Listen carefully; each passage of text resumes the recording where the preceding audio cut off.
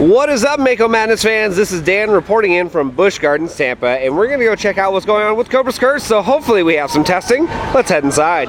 Here in the front entry area, we actually have some of the signages down from the past Food and Wine Festival. It just ended this past weekend, and we had the old banners back up, but just wanted to note one small little thing with the changes.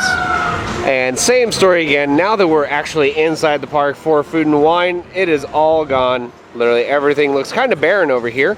Even where they had the photo op off to the side over here is no more. So Food and Wine, all done. It was a great event though. If you actually want to check it out, watch our video on our YouTube page. We actually did feature it with Leonard Skinner in concert too. Well guys, we often show the wait times here at Busch Gardens, and it's been pretty busy in the past, but today is actually not too bad. Weather is actually pretty good, as we can see on here, and the rest of the week is going to be pretty good as well. But one thing I do want to show you is check out those wait times. 5 minutes for Cheetah Hunt, 5 minutes for Falcon, 5 minutes for Kumba. Awesome wait times right there. The next screen, of course, is going to have pretty much the same situation. Montu, Sand Serpent, Scorpion, and Shikra, all about 5 minutes. And now we can get our best look at the entire construction area. Everything is looking pretty good, guys. Gotta say, most of the theming is just about done. And inside the maintenance barn here, we have 2 trains with loaded test dummies. And then over here in the main drop section, looks like they're doing some theming work as well. We can see a lot of structure out there. Even on the railroad tracks, they're doing work as well. Looking pretty good though. And then over here on the vertical lift area, we actually have somebody up at the very top working on something over there, and a guy in the lift right here. Station area has some new wooden planks on the top for some reason, and there's a lot of activity inside the station still, so something's going on.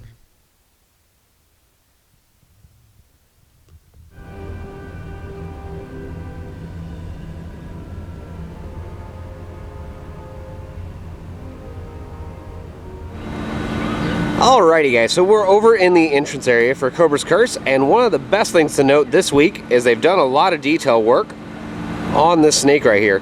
It wasn't as bright and vibrant as the last time. The entry sign is going to go right there, but we can see that guy right there doing some extra theming work on that snake. Tower itself looks good. There is some people up there on a lift right over there. And then another guy that's actually on the track doing some work as well.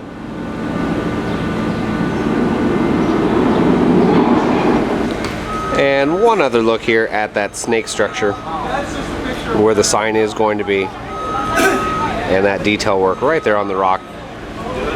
They've done some excellent theming on this, and I can't wait to see the rest of the ride.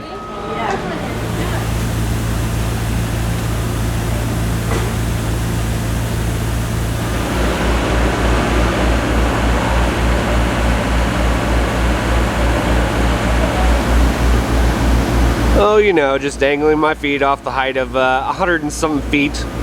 No biggie. Alright, so you guys know this is probably our best view of the entire lift system right here, the vertical lift. And I actually believe there may have been a slight issue with it, and that's one reason why we may not have seen any testing recently. However, I'm sure that Mock and Busch Gardens are going to be taking care of it, and it's not going to be a big delay, guys. But they are doing some work on it right now. Fingers crossed, we still may see some testing today. Who knows? Now we're directly underneath Montu, where we can get an awesome view of Cobra's Curse. And of course we can still see that eye is missing from the Cobra, so I don't know if it's going to be a light up element or what, but it is still missing. And some of the theming elements over here have actually come along really well. Again, we had that maintenance barn over here, the electrical building, which is fully painted. The wooden structures that we've covered in previous updates actually have lights on them now, as we can see right there. There's actually maybe even solar lights. And then the other areas do have them as well, but again, Cobra's Curse really starting to come along. So real quick, I just wanted to show that they actually are doing some theming around those supports that were holding up the Cobra. We actually have more of the snake kind of coiled up around it now. And it looks much better than just leaving it with those poles. So good job, Busch Gardens.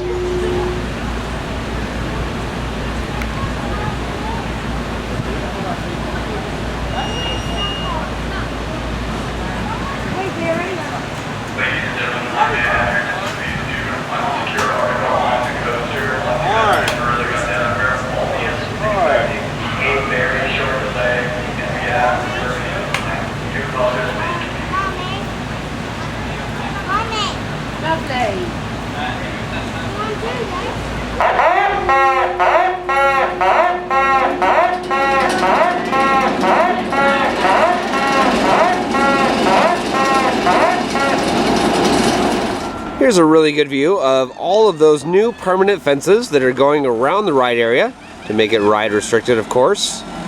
And we do have some work going on with the railroad right over here. It looks like they're just about finished up though.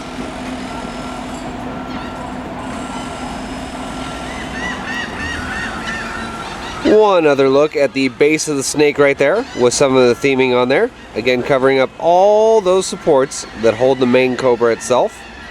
Really awesome. And then one other thing to point out is over here, it looks like the pathway right where Edge of Africa is has been poured.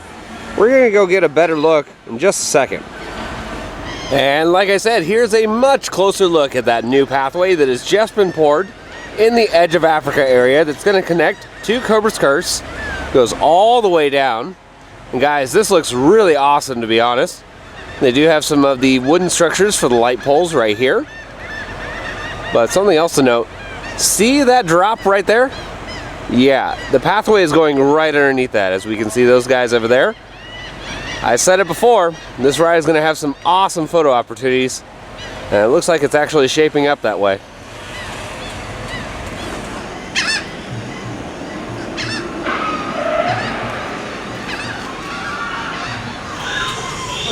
Oh, look at the sleepy kitties. Say goodbye. Bye. Better everyone. Paul's here at Nairobi. Well guys, we are on the Serengeti Express, and I also have a special guest here right now. What is up, Brandon? What's up? He's actually joined us on this, and we're going to go do a tour of Cobra's Curse from the train. So let's check it all out. 225,000 gallon observation tank.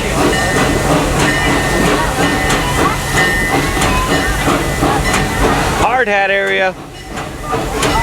No trespassing. Our Crown Colony restaurant. Crown Colony is open for a lunch and an early dinner. Feel free to sit inside or out, which has a great view of the Serengeti Express. We are now entering a construction zone.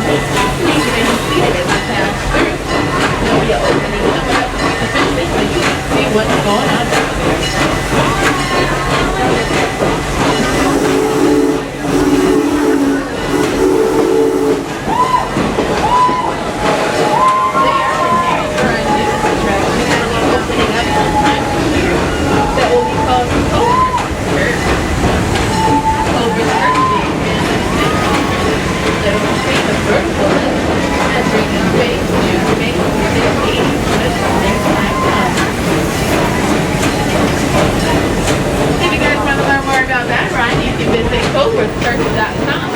And once again, they'll be opening up sometime this year.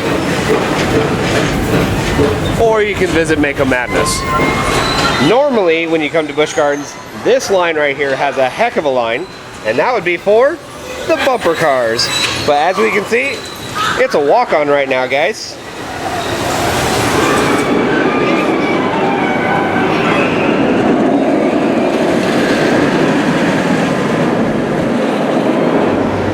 Remember what I said about it not being very busy today? There are some very empty seats on Falcon right now. It's awesome though. All the rides are a walk-on. It's a great day to be at the park.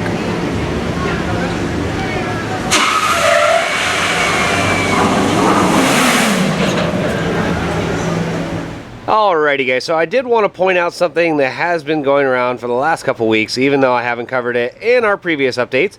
But Tidal Wave over here is now closed forever. RIP.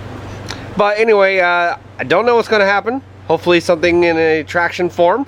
But this is a big plot of land, guys.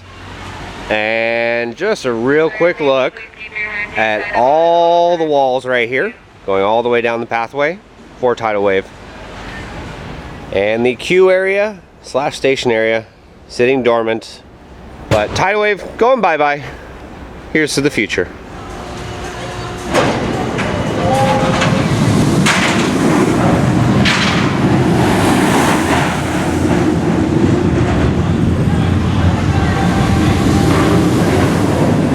Over in the bird gardens and Kangaloo area, we still have a little bit of the Food and Wine Festival left over, and we still have the topiary right over there even, so they're not quite done getting everything out, but shouldn't be too much longer, and all these booths are going to be gone until next year.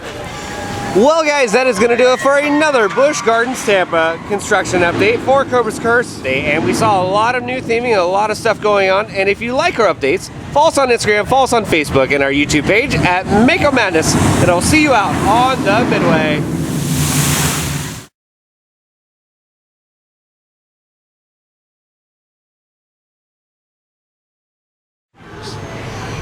Don't use it.